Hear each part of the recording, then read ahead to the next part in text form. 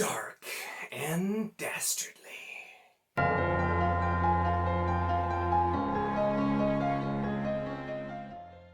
Hello and welcome to my channel. In this video, I'm going to be going over the top 10 grimdark or dark fantasy books and or series that I need to read still that I own for the most part. Now, I decided to do this because Andrew specifically reads, of course, who I'll link down below, suggested doing like a top 10 in general for like dark, gritty type books. And I realized like I own so many that I haven't gotten to yet that I could do a top 10 list of just ones that I own and haven't read. So barring, I think there's like one thing on here that I don't own either physically or on Kindle, I have a ton. And I also, because I'm doing a video about like grimdark or dark fantasy type books, I have to mention that many of these are completely the fault of Mark. Slowly Read is his channel. I'll link that below as well. Basically, whenever I watch one of his videos, I end up buying a book. And so it's not good for the old wallet or the old TBR, but let's talk and go through and take a look at some of the many books I have here. So now this is like top 10 that I have to read. They aren't going to be in any specific order. These are just all books that I do want to read. So just want to note that at this time. I'm not like going, this is number one. These are just all books that I want to read. And some of them that I've had for a long time. So first, we got to mention Beyond Redemption by Michael R. Fletcher. And this is the first book in the Manifest Illusion series. This is actually, the funny thing is, because I've read the first two books of the Obsidian Path, but this is the original book that got me really interested in wanting to read Fletcher, but I decided to read those other ones because they were shorter, and at the time I had time for a short book. But this is kind of like in a world of basically what people think and their like thoughts can make things real, and so there is a high king who's trying to use that power basically to create a god that he can control. And I just love that premise, and it sounded super interesting to me, especially knowing that I really like Fletcher's writing style and the other books that I've read for him. This and pretty much everything else he's written is very much on the list. This is the only other one I specifically own that I still haven't read, though, so that's why we're going here. So that's a big one. Then, of course, the really big one, which originally, of course, like many of these, I heard from Slowly Read. And some of them I ended up just finding, but this one, too, I've heard a ton from Narsil on the Discord as well, and that is The Darkness That Comes Before by R. Scott Baker. This is the first book of the Prince of Nothing trilogy, and then I know there's later books, and the whole thing is called The Second Apocalypse, but I got this a while back, and it's an old library copy, so it's not the best. This one, too, I've just been kind of waiting until I have time to really focus on it. It's not horribly long, but this is, I don't know a ton of details besides this is supposed to be like some of the darkest stuff there is, but it's basically like the history of a holy war that is taking place after an apocalypse, and it's supposed to be really crazy good prose-wise, have a lot of philosophy, and just be super freaking dark. So this is one I definitely still need to read as well.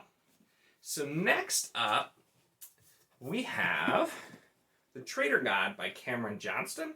And this one, it's funny because the reason I have this is because I found God of Broken Things, which is the second book, really cheap book outlet, and I ended up figuring I have to get the first book and a matching copy too, because these are both UK paperbacks.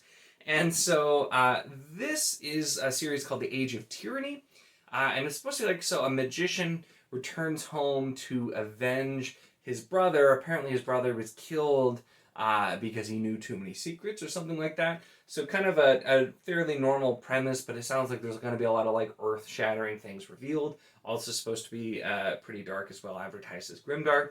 So the premise sounded pretty good anyway. The God of Broken Things was such an interesting title, which is once again why I ended up buying this, is because of book 2. But I kept seeing it there, and it was really cheap, and I just figured I'd get it, and I'd find the first book later, and then I ended up doing so, but I've yet to get to either one of them.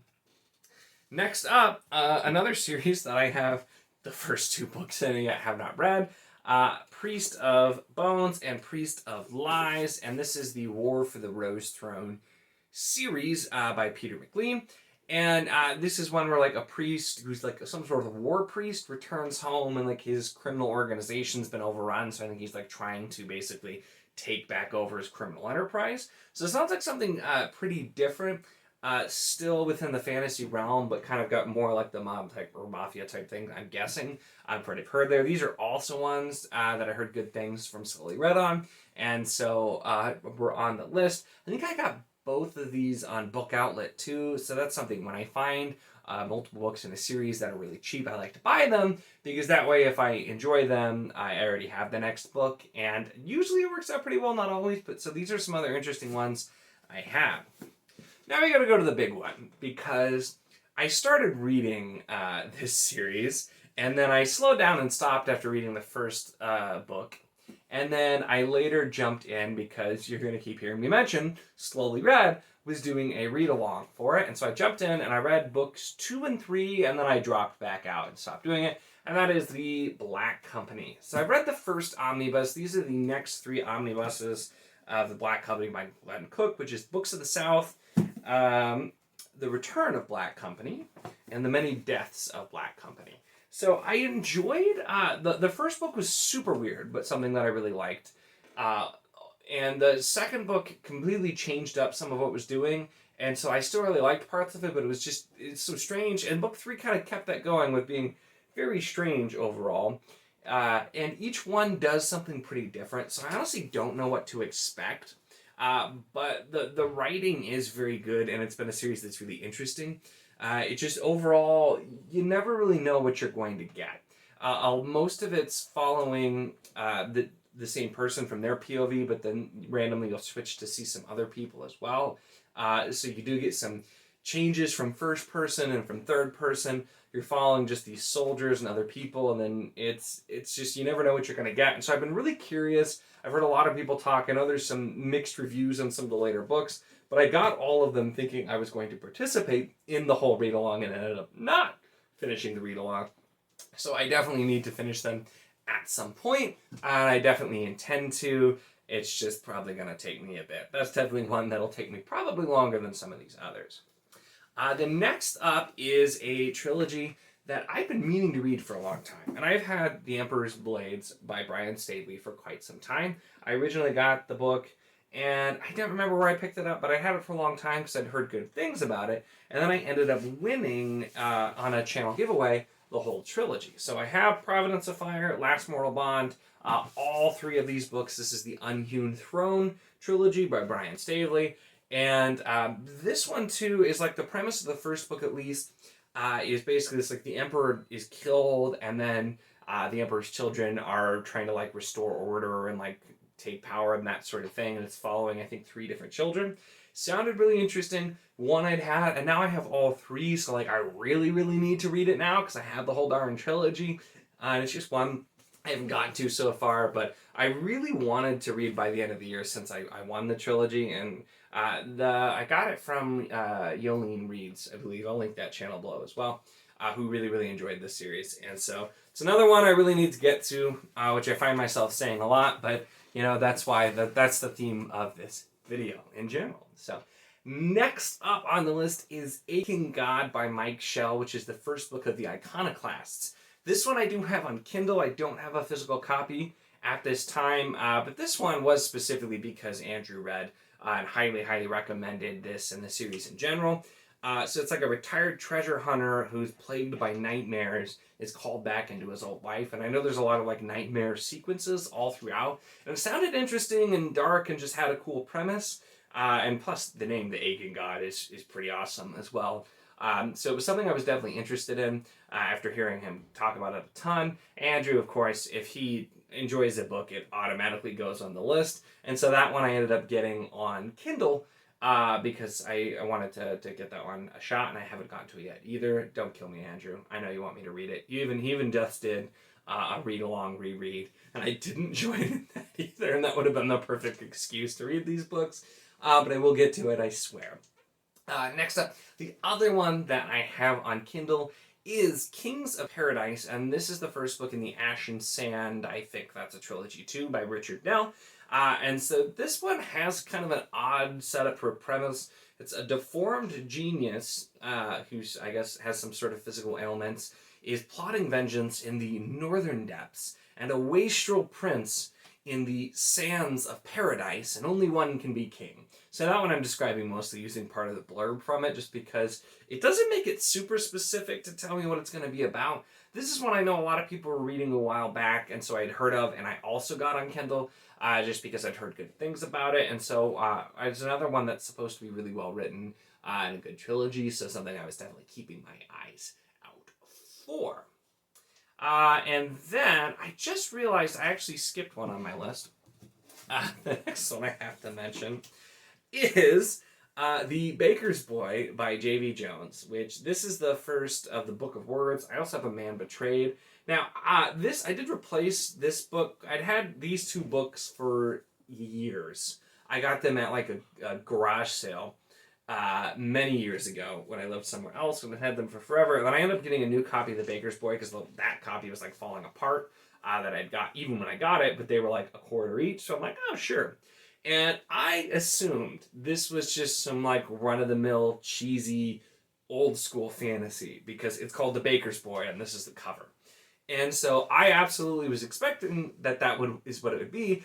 And then a few people around Discord started reading some J.V. Jones and talking about how like crazy dark it was, and included like the very first chapter of The Baker's Boy where somebody's like completely cut up and disemboweled and whatnot. And so curious to see how that's going to be. And I had no idea that J.V. Jones was specifically like mostly a dark fantasy author, is what she writes. And so I'm so interested, and these are books I've had forever, so I really, needed a good excuse to get to them, and then hearing all kinds of interesting things about them I felt like was that. So, getting now to the part, those are all, once again, books I either have the physical or Kindle copies. The other one then that rounds out the 10, and now that I think about it, I'm pretty sure I could have also included The Steel Remains by Richard K. Morgan, because the third book of that series had been at my half-price books for forever, but I didn't want to buy book 3 and have to buy the first 2 because I have a bad habit of doing that, and I was trying not to. So there's definitely that one. The one I actually included on this list, though, is Heroes Die, which is the first book of the Acts of Cain. Also something I heard about on Slowly Read server specifically, and it just sounds super weird and interesting.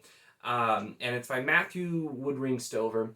And there's like a renowned fighter who fights off on a far-off planet for the entertainment of his planet, but then his wife disappears mysteriously, and he's like trying to get her back and like uncovering conspiracies on both planets, is something that it sounds like. So it sounds like some kind of like weird sci-fi fantasy thing. It's supposed to be dark.